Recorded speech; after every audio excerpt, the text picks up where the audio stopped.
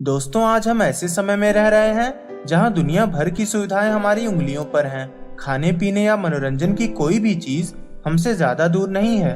बात अगर food industry की करें तो इंडस्ट्रियल रिवॉल्यूशन के बाद से पिछले 200 सालों में प्रोसेस्ड फूड्स ने दुनिया भर में अपनी जगह बना ली है। चॉकलेट, आइसक्रीम, नूडल्स और ऐसे ही कई अनगिनत प्रोडक्ट्स हैं जो कंपनियों द्वारा बनाकर हमारे पास भेजे जाते हैं। अगर फूड प्रोसेसिंग के इतिहास में जाएं, तो हम एक ऐसी कंपनी के बारे में जानेंगे जो कम से कम पिछली 1 सेंचुरी से दुनिया की टॉप कंपनियों में से एक बनी हुई है। दोस्तों, हिंदी दर्पण में आज हम बात करने जा रहे हैं दुनिया की सबसे बड़ी फूड प्रोसेसिंग कंपनी नेस्ले के बारे में, जो दुनिया की फॉर्च्यून 500 कंपनियों में से एक है। नेस्कैफे, किटकैट, मैगी जैसे 2000 से भी ज्यादा ब्रांड्स बनाने वाली ये कंपनी आज दुनिया के 194 देशों में एक्टिव है। 10 रुपए की मैगी और किटकैट बेचने वाली इस कंपनी की मार्केट वैल्यू लगभग $237 बिलियन यानी लगभग 16 लाख करोड़ रुपए है। तो चलिए दोस्तों, शुरू से जानते हैं इस कंपनी के बनने की कहानी। पूरी जानकारी के लिए वीडियो को अंत तक जरूर देखें। दोस्तों, नेस्ले एक समय की 2 बड़ी कंपनियों के मर्जर से बनी है, जो आपसी कंपटीशन में हो रहे नुकसानों से बचने के लिए एक हो गई थी। 1866 में 2 अमेरिकन भाई चार्ल्स पेज और जॉर्ज पेज ने मिलकर स्विट्जरलैंड में एक कंपनी खोली, जिसका नाम था Anglo Swiss condensed milk company. Dairy farming के लिए स्विट्जरलैंड बहुत उपयुक्त जगह मानी जाती है और उन दोनों का सपना था एक बड़ी कंडेंस्ड मिल्क फैक्ट्री बनाने का, ठीक उसी तरह जैसी 10 साल पहले अमेरिका में गेल बॉर्डन ने बनाई थी। दूसरी तरफ स्विट्जरलैंड में ही हेनरी नेस्ले ने बच्चों को खिलाने वाला दूध से बना बेबी फूड बेचने वाली कंपनी खोली, जिसका नाम नेस्ले रखा गया। उस समय दुनिया भर में छोटे बच्चे कुपोषण का शिकार हो रहे थे, जिसके लिए कई सालों तक शोध करके हेनरी ने दूध में अनाज मिलाकर ब्रेस्ट मिल्क का एक हेल्दी विकल्प तैयार कर दिया। कंपनी खुलने के पहले ही साल ये प्रोडक्ट पूरे स्विट्जरलैंड में फेमस हो गया। 1871 तक इनकी कंपनी ने पूरे यूरोप में अपना फॉर्मूला बेचकर पैसा कमाना शुरू कर दिया। मगर 1877 में जिस पहली कंपनी के बारे में मैंने आपको बताया, वो नेस्ले के लिए चुनौती बनकर खड़ी हो गई, क्योंकि इस समय तक चार्ल्स पेज और जॉर्ज पेज अपना कंडेंस दूध पूरी दुनिया में बेच रहे थे और बहुत पैसे कमा चुके थे।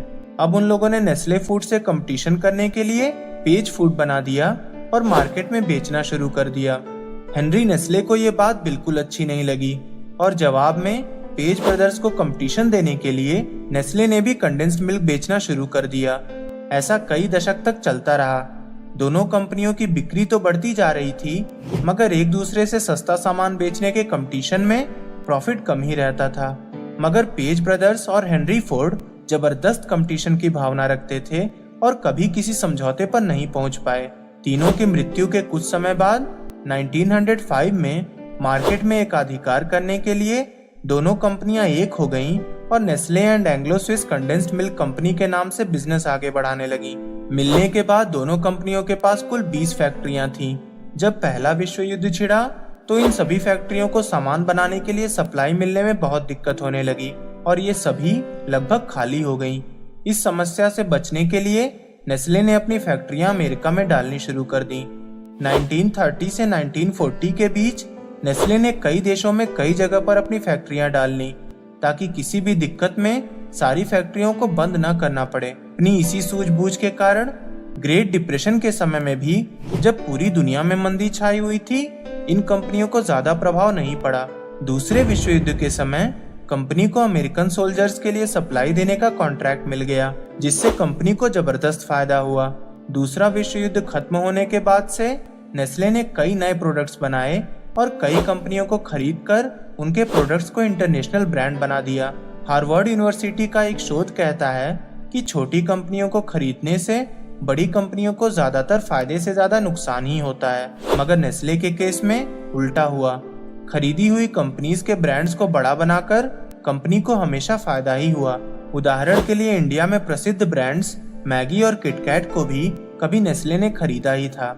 अगर हम अपने देश की बात करें तो नेस्ले इंडिया में 1912 में आई थी।